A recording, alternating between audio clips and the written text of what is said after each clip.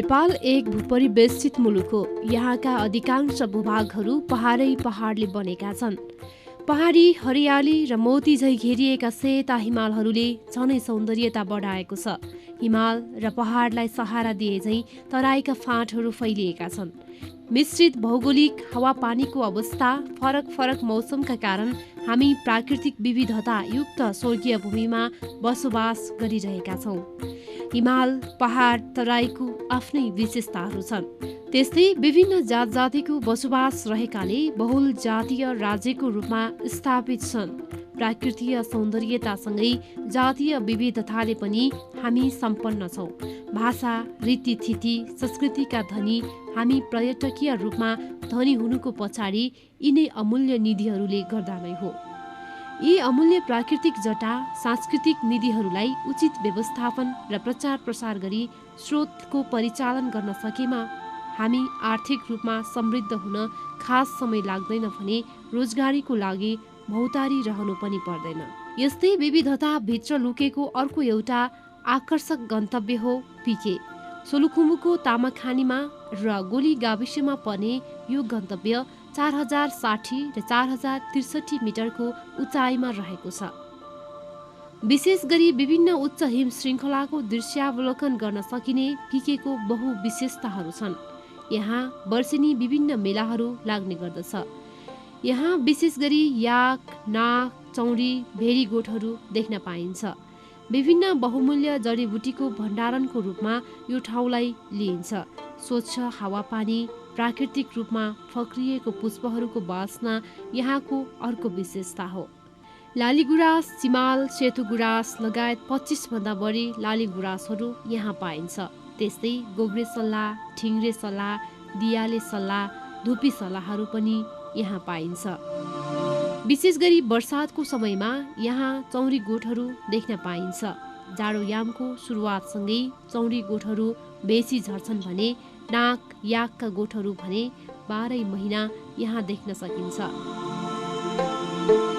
श्रावण 2 गते लाग्ने राँगे मेला यहाँको प्रमुख हो। यहाँको चौरीको दुधबाट बनेका विभिन्न परिकारहरू जस्तै छुर्पी, चिज, स्यार्किम, दुध, खिर, मही, दही, पनिर आदि खान पाइन्छ। आलुका परिकारहरूलाई यहाँका प्रमुख खानाकै रूपमा लिइन्छ। हिल्दुक, रिकीकुर, स्थानीय आलु फ्राई, आलुको दाल, आलुकै अचारहरूको विशेष स्वादिला खानामा पर्दछन्। गहुँ र फापरको ढिँडोको स्वाद सबैको प्रिय खाना हो। घुम्न जाँदै गर्दा बाटोमा भेटिने चौरी बाछोहरूको सामिप्यता अविस्मरणीय नै हुन्छ। पिके डाँडा अर्थात् पिके पिक शेर्पा समुदायको ऐतिहासिक धार्मिक महत्त्व बोकेको थलो पनि हो। यसको आफ्नै खाली परिभाषा र महत्त्वहरू छन्। विशेष गरी च्याउई पिके र गोले पिके गरी 2वटा डाँडा नै यहाँको प्रमुख बिन्दु हो। सिमसिमे पानी, हिउँ र जमिनबाट हावा चल्नु प्रमुख विशेषता मानिन्छ। आन्तरिक र बाह्य पर्यटकहरू उच्च पहाडी र हिमाली हावापानीको अनुभव लिन साथै ध्यान, साधना, प्राकृतिक बुटीका माध्यमबाट उपचार अर्थात् थेरापी गराउन आउने गरेका छन्। यहाँ पुग्नका लागि विभिन्न बाटोहरू जस्तै दोलखाको जिरी हुँदै रामेछापबाट जान सकिन्छ। त्यस्तै रामेछाप मन्थली हुँदै ढाडे, फिजी फलाटेबाट पनि जान सकिन्छ। यसरी जहाँबाट पिके जाँदा पनि बीच बाटोहरूमा पोखरी, चौरी र गाईहरूले स्वागत गरिरहेका हुन्छन्। यातायातको सुविधाको रूपमा काठमाडौँबाट सल्लेरीसम्मको बाटोलाई प्राथमिकतामा राख्न सकिन्छ। यसले छोटो समयमा पिके पिकको भ्रमण सकेर राजधानी फिर्न सहज बनाउँछ। यसपटक हामी यही मार्ग हुँदै पिके पिकको भ्रमण पूरा गरेर आएका छौँ। काठमाडौँको चावहिलबाट पिके पिकका लागि सोलुखुम्बुको सदरमुकाम सल्लेरीसम्म टाटा सुमो या यात्रुवाहक बसमा जान सकिन्छ। सल्लेरीसम्म पुग्न काठमाडौँबाट करिब 280 किलोमिटर दूरी पूरा गर्नुपर्दछ। हाम्रो पिके यात्रा राजधानीको चावहिलबाट सुरु हुन्छ। यात्राको लागि हामी बिहान 5 बजे नै चावहिल पुगिसकेका थियौँ। 2वटा जीप रिजर्भ गरेर हामीहरू 13 जना गन्तव्यतर्फ अघि बढ्यौँ। चावहिलबाट कोटेश्वर जडीबुटी पुगी राजमार्ग पक्रिँदै अगाडि बढ्यौँ। बाटोमा साँगो, बनेपा, धुलीखेल र मनोरम काभ्रे भन्ज्याङ हुँदै भकुण्डे बेसी पुग्यौं। भकुण्डे बेसी पुग्दा बिहानको 8 बजेको थियो। स्तरीय सडक भए पनि पहाडी क्षेत्र भएकाले धेरै घुम्तीहरू पार गर्दै हामी नेपालथोक र त्यहाँबाट जापान सरकारले निर्माण गरेको नेपालकै उच्च गुणस्तरीय र आकर्षक सडक मार्ग हुँदै उदयपुरको घुर्मी ऐतिहासिक सुनकोसीको पुल तरेपछि सिद्धिचरण राजमार्ग सुरु भयो। ओखलढुङ्गाको टोक्सेल गाविस हर्कपुरबाट हामी अब पहाडी क्षेत्रमा प्रवेश गर्दैछौँ। यहाँबाट ओखलढुङ्गा सदरमुकाम पुग्न 48 किलोमिटर दूरी पार गर्नुपर्छ। दिउँसो करिब 1 बजे हामी ओखलढुङ्गा सदरमुकाम पुगिसकेका थियौँ। गाडीको झालबाट त्यहाँको मनोरम दृश्य र ऐतिहासिक रुम्जाटार विमानस्थल निहाल्दै हामी घुम्ती सडक छिचोल्दै चित्रे ठाडे हुँदै जन्तरखानीको ढाप पुग्यौँ। ढापमा पुग्दा चिसो निकै बढेको थियो। ढापबाट नुम्बुर, सगरमाथा, मकालु, गौरीशङ्कर लगायत विभिन्न हिम श्रृङ्खलाहरू हेर्न सकिन्छ। गाडीमा सल्लेरीसम्म पुग्ने योजना भएकोले केही समय रोक्ने सल्लाह भयो। ढापमा ऐतिहासिक चाङ्गेस्थान देवीको मन्दिर रहेछ। त्यहाँको दर्शनले सुख, शान्ति र मनोकांक्षा पूरा हुन्छ भन्ने हाम्रो टिम लिडरले सुनाएपछि मन्दिरको दर्शन गरेर फर्कने र त्यहाँबाट हिम श्रृङ्खलाहरू हेर्ने निदो गरी ओर्लियौँ। ती अमूल्य प्राकृतिक छटा सहितको दृश्य देखेर हामी निकै रमायौँ। सल्लेरी पुग्दा साँझले ढाकिरहेको थियो। हाम्रो बासको लागि सदरमुकाम नजिकै फाप्लुमा व्यवस्था भएकोले हामी बजारलाई निहाल्दै फाप्लु पुग्यौँ। फाप्लुमा आन्तरिक र बाह्य पर्यटकको लागि बस्ने सुविधा सम्पन्न होटलहरूको व्यवस्था रहेछ। हाम्रो अनुरोधपछि त्यहाँ शेर्पा संस्कृति पहिचान झल्किने स्याब्रो नृत्यको लागि कलाकारहरू तयार भइहाले।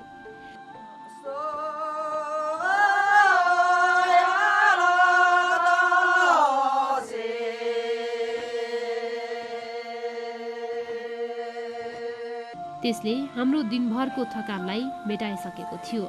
केही नयाँ साथीहरू भएकाले खानाको नयाँ अनुभव लिन पाएको भन्दै थप हौसिए। यतिकैमा रातको करिब 12 बज्न लागिसकेको र सुत्यौँ। बेलुकाकै सल्लाह अनुसार बिहानै तातो पानी पिउने र सुच्या पिएर फाप्लुको दृश्यावलोकन गर्ने भन्ने थियो। फाप्लु विमानस्थल, फाप्लु अस्पताल, फाप्लु पारा मेडिकल शिक्षालय, ऐतिहासिक महत्त्व बोकेका गुम्बाहरूको अवलोकन र पारिपट्टिको खोरिया, जैदु, तामाखानीका बस्तीलाई सूर्योदयले निहाल्दै गरेको दृश्य देख्न पाउँदै हामी हर्षले गदगद भयौँ। यसैबाट हाम्रो शुभ बिहानीको सुरुवात भयो। सांस्कृतिक सौन्दर्यहरू निहाल्न फेरि हामी निस्कियौँ। कोही भने नित्य कर्मतिर लागे।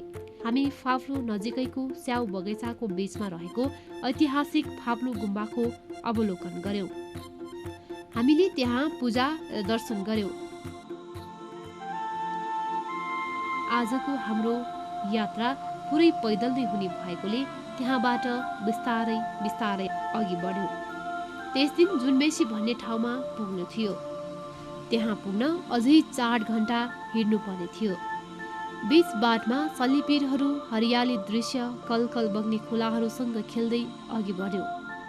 पथमार्ग वरिपरि कृषकहरूले नगदे बालीको रूपमा क्युबी खेती, ट्राउट माछा पालन गरिएको पाइयो। आलु, मकै, गहुँ यहाँको प्रमुख खेती रहेछ। यसैमा बेलुका 4 बजे सगरमाथा पदयात्राका क्रममा शेर्पा गाउँ भनेर चर्चित जुनबेसी 2600 मिटर उचाइमा पुग्यौँ। पर्यटकीय क्षेत्र भएकाले त्यहाँ पनि बस्नका लागि राम्रो व्यवस्था रहेछ। मौसम निकै चिसो भएकाले बाहिर आगो फुक्न लगायौँ। आगोको वरिपरि बसेर त्यहाँ पाइने स्याउको रक्सी पियौँ। बाहिर आगो बाल्नुलाई क्याम्प फायर भन्ने र रमाइलो गर्ने चलन पहिलादेखि नै चलिआएको रहेछ। गाउँलेहरूसँग आगो ताप्दै रमाइलो गर्यौँ। खाना खाएपछि भने नाचगान गरेर रमाइलो गर्यौँ। नाचगान सकिएपछि गहुँको छ्याङमा अन्डा, गहुँको सातु, अलिकति चिनी र लोकल घिउ हालेर तताएर खायौँ। त्यसलाई स्थानीय भाषामा होप्ले भनिँदो रहेछ। तेस्रो दिन हामी बिहान करिब 6 बजे उठिसकेका थियौँ। बिहान सुच्या पिएपछि हामी त्यहाँ रहेको टासी थोक्मेन गुम्बाको दर्शन गर्न गयौँ। गुम्बा निकै विशाल र 400 वर्ष पुरानो रहेछ। गुम्बाभित्र प्रवेश गर्दा हामीलाई छुट्टै आनन्द अनुभूति भयो। गुम्बाभित्र ठुल्ठुला मूर्तिहरू हामीले देख्यौँ। ती निकै पुराना र लोपोन्मुख जस्ता देखिन्थे। गुम्बाको दर्शनपछि गुम्बाको आँगनमा केही समय ध्यान साधना गर्नतर्फ लाग्यौँ। होटलमा आइपुग्दा शेर्पा परिकार थेन्दुप अर्थात् स्याक्पा तयार भइसकेको थियो। गहुँको पिठो, आलु, सुकेको च्याउ, हरियो साग, मुला, लसुन, टिम्बुर राखेर तयार पारेको त्यो परिकार निकै स्वादिष्ट थियो। हामी सबैले नयाँ स्वादको रूपमा बिहानीको खाजा थेन्दुप अकभरे खोर्सानीको साथमा रमाई खायौँ। त्यस दिन समुद्री सतहदेखि 2600 मिटर उचाइमा रहेको थुप्थेन छोलिङ गुम्बा पुगेर दर्शन गरी फर्कने योजना अनुसार अगाडि बढ्यौँ। बाटोमा विभिन्न शेर्पा गाउँहरूको अवलोकन गरियो। हरियाली वातावरण, कलकलाउँदो खोलाको दृश्यहरूसँग रमाइ नै रहेका थियौँ। बाटोमा गाई बाख्राका गोठहरू भेटिए। आय आर्जनको रूपमा गाई, बाख्रा, चौरी पाल्ने गरेका रहेछन्। यस्तै दृश्यावलोकन गर्दै गुम्बा पुगिने रहेछ। गुम्बामा पुगी त्यहाँको ऐतिहासिकताको बारेमा अध्ययन, गुम्बाको दर्शनपछि करिब 1 घण्टा 30 मिनट बिताई पुनः त्यही बाटो फर्क्यौँ। आजको हाम्रो गन्तव्य पिके पिकको बाटोमा पर्ने 2800 मिटर उचाइमा पर्ने टाक्तोर भन्ने ठाउँमा थियो। करिब 6 बजे शेर्पाको बस्ती रहेको टाक्तोर बस्तीमा पुग्यौँ। त्यहाँ होमस्टेको व्यवस्था रहेछ। हामी स्थानीय एक शेर्पाको घरमा बस्यौँ। त्यहाँ सबै प्रकारका खानाका परिकारहरू पाइने रहेछ। हामीले लोकल कुखुराको सुपसँग गहुँको ढिँडो खायौँ। जाडो भएकाले क्याम्प फायर गर्ने, छ्याङ खाने र केही बेर रमाइलो गर्दै नाचगानपछि हामी सुत्यौँ। चौथो दिन बिहान चिया खाजा खाएर सूर्योदयसँगै आजको गन्तव्यतर्फ लम्कियौँ। आज हामी पिके पिक नजिकैको पिके भन्ज्याङमा पुग्नु पर्ने थियो। विभिन्न हिमाली रुख बिरुवासँग स्पर्श गर्दै अघि बढ्यौँ। बाटोमा चौरी गाई, याक, नाग, भेडी गोठहरू देखियो। बाटोमा जङ्गली जनावरहरू पनि देख्यौँ। रमाइलो दृश्य, मृग शावकहरूलाई हेर्दै अगाडि बढ्यौँ। उकालो सकिएपछि समुद्र सतहदेखि 3800 मिटर उचाइमा पर्ने पाबो डाँडामा पुगिने रहेछ। त्यहाँबाट पनि विभिन्न मनोरम दृश्य अवलोकन गर्न पाइने रहेछ। त्यहाँ एकछिन आराम गर्दै झोलामा भएका खानेकुराहरू खायौँ। बाटोमा आज हामीलाई खाना खान नपाउने पूर्व जानकारी थियो। त्यसपछि बिस्तारै अघि बढ्ने क्रममा बाटोमा पिके पिक घुमेर आएका विदेशी पर्यटकहरू पनि भेटियौँ। साँझ पिके भन्ज्याङ पुग्यौँ। 3700 मिटर उचाइमा रहेको पिके भन्ज्याङ होमस्टे सेवा प्रदान गर्न बसेका शेर्पाहरू भेटिए। 5औं दिन आज हाम्रो प्रमुख गन्तव्यमा पुग्नु थियो। हामी बिहानै उठ्यौँ। नित्यकर्म सकेर चिया र चम्पा खाई पिके दर्शन गर्न अघि बढ्यौँ।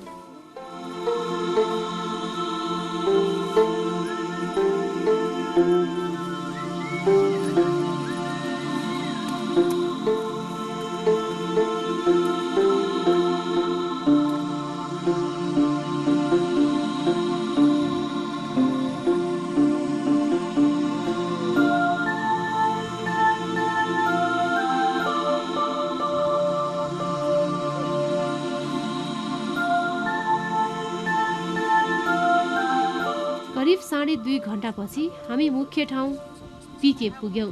पिके हामीले सोचेको भन्दा बिल्कुलै फरक थलो रहेछ। त्यहाँबाट विभिन्न दृश्य अवलोकन गर्न सकिने रहेछ। हामी त्यहाँ पुगेर नेपालको विभिन्न भूभागहरू हेर्यौँ। नेपालको प्राय सबै हिम श्रृङ्खलाहरू देखिने रहेछन्। नजिकैका हरियाली, घन जङ्गल, लोभलाग्दा डाँडा र पहाडका छिन्न भिन्न छरिएका बस्तीहरू, त्यस्तै मनै छुने दृश्यहरू हामीले एकैसाथ देख्न पायौँ। हामी त्यहाँ पुगेको करिब 1 घण्टा बित्दा नबित्दै बादलले पिकेलाई छोप्न थाल्यो। चिसो पनि निकै बढिरहेको थियो।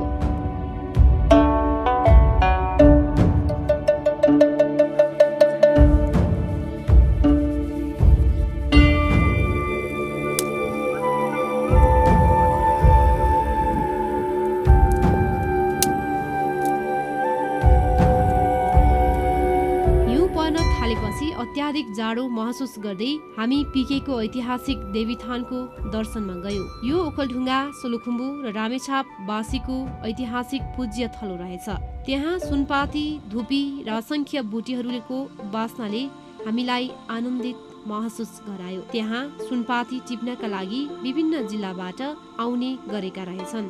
त्यसपछि पिके पिकको आधार शिविर मानिने ठाउँमा आयौं। त्यहाँ पुग्दा होटलका शेर्पा दाजुले टुङ्नाले स्वागत गर्ने चलन रहेछ।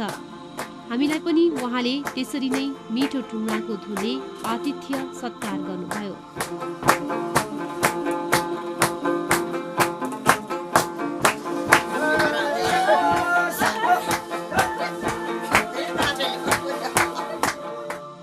हाम्रो बास ओखलढुङ्गा र सोलुखुम्बुको सिमानामा रहेको बुलबुलेतिर अघि बढ्यौं। प्राकृतिक वस्तुहरूसँगको स्पर्श, सुन्दर दृश्यहरू अवलोकन गर्दै चौरी गोठहरू र केही डाँडाहरू सिचोल्दै लाम्चे पुग्यौं। लाम्चे ओखलढुङ्गा जिल्लाको सबैभन्दा अग्लो डाँडा मानिन्छ। त्यहाँ आइपुग्दा कच्ची सडकहरू पनि भेटिँदो रहेछ। बाटोमा ऐतिहासिक बौद्ध स्तूपा, माने र कलात्मक कृतिहरूले सजिएका वस्तुहरूले हामीलाई बाटो हिँडिरहेको समेत भान भएन। ठुल्ठुला ढुङ्गा, खोल्सी, बाटोमा टाँगिएका ध्वजा पताका, खाताहरूले वातावरण पुरै रङ्गीन बनाइरहेको थियो। चौरी र याकका गलामा झुन्डाइएका घन्टीहरूको सुमधुर आवाजले मनमोहित बनायो। हामी साँझ पर्दा बुलबुले आइपुग्यौं। त्यहाँ 2वटा होटल रहेछ। पिकेको ऐतिहासिक यात्रा सकेर आएको हुँदा आज निकै प्रफुल्लित भयो। यहाँ हामीले विभिन्न परिकार, विशेष गरी लेकाली, आलु, गहुँका परिकारहरू खायौं। त्यस्तै स्याउबाट बनेको लोकल लक्सीलाई त छाड्ने कुरै भएन। बिहान सूर्योदय हुनु पूर्व नै हामी बसेको होटलबाट अलि माथि डाँडामा पुग्यौं र सूर्योदयको दृश्य अवलोकन गर्यौं। इलामको अन्तु डाँडा यहाँबाट लगभग एकै समयमा सूर्य उदाएको हेर्न सकिने रहेछ। सूर्योदयको रमाइलो दृश्य हेरेर मोहित हुँदै हामी वरिपरिका डाँडाहरू हेर्यौं। केही फोटो सेसन पछि हामी होटलतर्फ फर्क्यौं। बिहान 11 बज्दा त्यहाँबाट आजको गन्तव्य ढापसम्मका लागि लम्कियौं। मनोरम डाँडा, हरियाली बुट्यानहरू छिचोल्दै नजिकैको ऐतिहासिक महत्त्व बोकेको तोलु गुम्बाको दर्शन पनि गर्न पुग्यौं।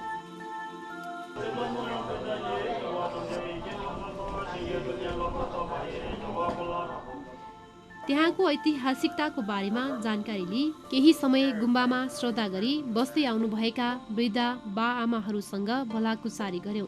बाटोमा कुर्की, जटामसी, सुगन्धवाल जस्ता बहुमूल्य बुटीहरू देख्न पाइने रहेछ।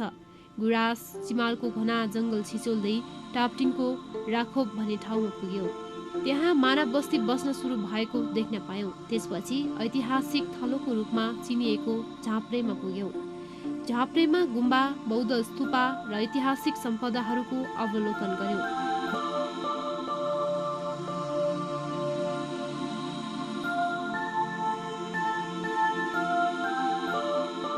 केही बेर आरामपछि पैदलै सिंगाने हुँदै ढापसम्म आयौं। बाटोबाट देखिने मनोरम दृश्यले हामीलाई कुनै थकान, हिँडाइको महसुस भएन। ढाप पुगेपछि त्यहाँ बस्ने निर्णय भयो। त्यहाँ शेर्पा बाजेको होटलमा बस्यौं। यहाँबाट आइपुग्दा पिके यात्राको एक चक्र पूरा गरिसकेका थियौं। पिकेलाई फर्केर हेर्दै यहाँका बस्तीहरू, टापटिङ, ओखलढुङ्गाका पातले, जन्तरखानी, केरुङ, गोराखानीका सुन्दर दृश्यहरू सम्झ्यौं। यी दृश्यहरू हाम्रा आँखा अगाडि झलझली नाचि नै रहेका थिए।